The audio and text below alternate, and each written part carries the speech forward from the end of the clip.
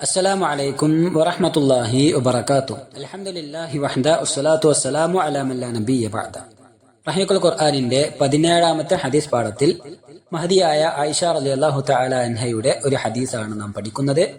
عن عائشة رضي الله تعالى عنها قالت قلت يا رسول الله أرأيت إن علمت أي ليلة ليلة القدر ما أقول فيها قال قولي اللهم إنك عفو تحب العفو فاعف عني. ജാമിഉ തിർമിദി. മഹദിയായ ആയിഷ റളിയല്ലാഹു തആല അൻഹയിൽ നിന്നും നിവേദനം, അവർ പറഞ്ഞു, ഞാൻ റസൂലുള്ളാഹി സ്വല്ലല്ലാഹു അലൈഹി വസല്ലം തങ്ങളോട് ചോദിച്ചു, അല്ലാഹുവിന്റെ റസൂലേ, ലൈലത്തുൽ ഖദർ ഏത് രാത്രിയിലാണ് എന്ന് എനിക്ക് തോന്നുകയാണെങ്കിൽ എന്താണ് ഞാൻ അതിൽ പ്രത്യേകമായി പറയേണ്ടത്?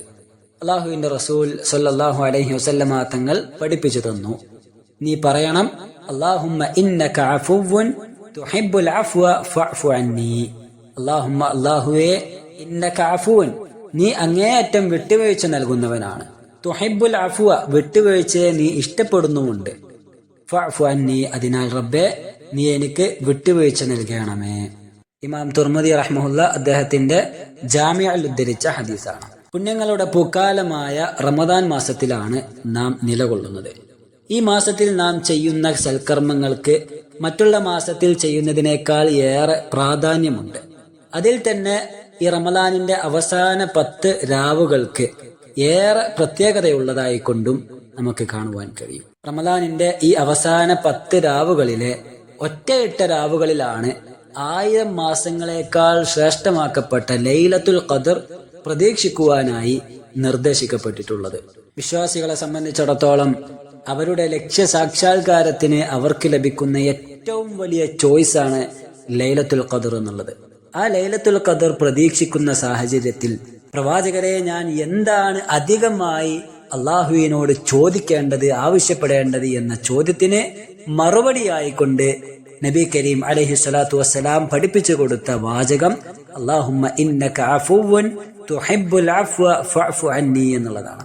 ഒരു അടിമക്ക്, ഒരു മനുഷ്യന് തന്റെ സൃഷ്ടാവിൽ നിന്നും ഏറ്റവും പ്രധാനമായും അവൻ ആവശ്യമുള്ളൊരു കാര്യമാണ് അള്ളാഹുവിന്റെ അരികിലുള്ള പാപമോചനം, അള്ളാഹുവിൽ നിന്നുള്ള മാപ്പ്, വിട്ടുവീഴ്ച എന്നുള്ളത്.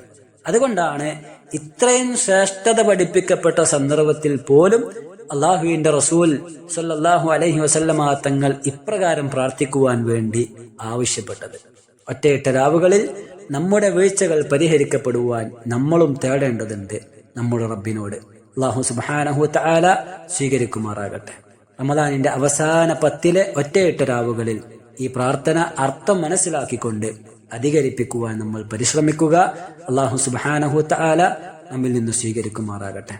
റമദാൻ ധന്യമാകുന്ന, ലൈലത്തുൽ ഖദറിന്റെ പ്രതിഫലങ്ങൾ പൂർണ്ണമായും കരഗതമാകുന്ന വിജയം കൈവരിച്ചവരിൽ അല്ലാഹു നമ്മയെല്ലാം ഉൾപ്പെടുത്തി അനുഗ്രഹിക്കുമാറാകട്ടെ. പ്രാർത്ഥന ഒരാവർത്തി കൂടി നോക്കാം. അല്ലാഹുമ്മ ഇന്നക അഫുവ്വുൻ തുഹിബ്ബുൽ അഫ്വ ഫഅഫു അന്നി. വസല്ലല്ലാഹു വസല്ലം അലാ നബിയിനാ മുഹമ്മദ്. അസ്സലാമു അലൈക്കും വറഹ്മത്തുള്ളാഹി വബറകാതുഹു.